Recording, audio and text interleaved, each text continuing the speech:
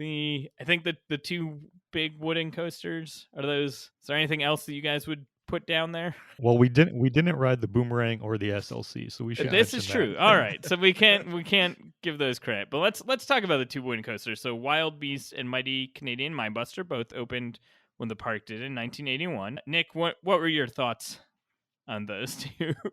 I thought of those two, the Wild Beast was the worst of the two because there was a spot where you come down the first drop and something about it just hurt my back so bad. It was just like a loud, like, oh. I'm glad I was able just to keep riding after that because it was not fun. John, did you did you? I mean, I think you're saying that Mighty Canadian Minebuster is not good, though, right? John or Nick, was that on Mighty Canadian Minebuster? Yeah, Did you? it was. I mean, it wasn't as bad, but it wasn't good either. Yeah, John, do you feel similarly about both of those? Honestly, as I was thinking back and writing and trying to group my thought, and that's the thing with when you go to a park like this and there are 17 roller coasters and you're riding most of them, they kind of run together a little bit. And that was especially the case for these two wooden coasters because I was thinking back and I was like, okay, I know one of them was near the water park and they were both very uncomfortable. And I honestly can't say which of the two were less terrible.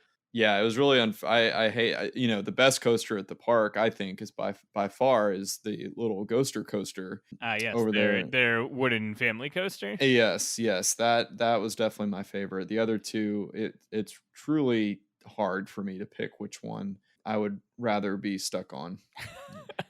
Yeah, I actually thought Wild Beast was worse. Yeah. Did I?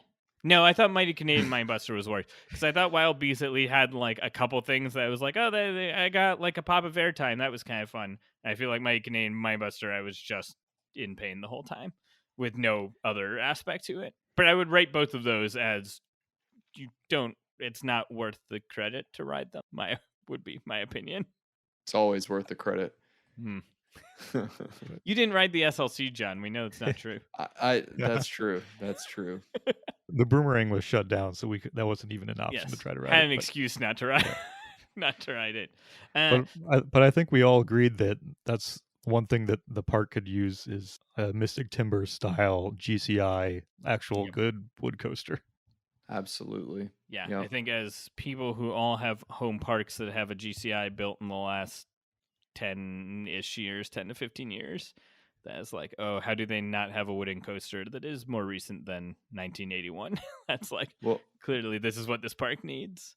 Well, Eric, I know we talked throughout the day as we rode these. We were kind of debating which one would be more suited to have the Rocky Mountain construction RMC hybrid treatment. So, what do you guys think? Do you have a preference of one over the other? If you could only pick one to get that treatment? I think for me, without like looking back at what the layouts actually are, so Mighty Canadian Minebuster is very much just a like straight out and back. It takes up Yeah. a very narrow stretch of land. I think next to like Backlot Sun Coaster and Yukon Striker or something like that.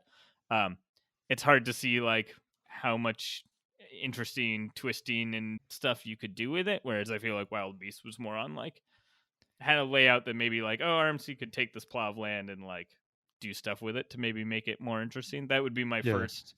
Yeah. My I guess first maybe thought. more similar to like the Twisted Cyclone at Six Flags Over Georgia, that transformation. Like, I love that ride, so yeah, sign me up for that one. Yep. Same. Yeah. And then we can. I don't know what to do. I don't know what to do with the with my Canadian Minebuster. I mean, I'm never an advocate for tearing a coaster down, but it kind of splits the water park in half. So, from a just infrastructure standpoint, it might Addition by subtraction. bridge the gap. And I'm also not a water park person, but So I think we would all say that the coasters at Canada's Wonderland are worth making a trip for, but maybe skip the wooden coasters at least for now.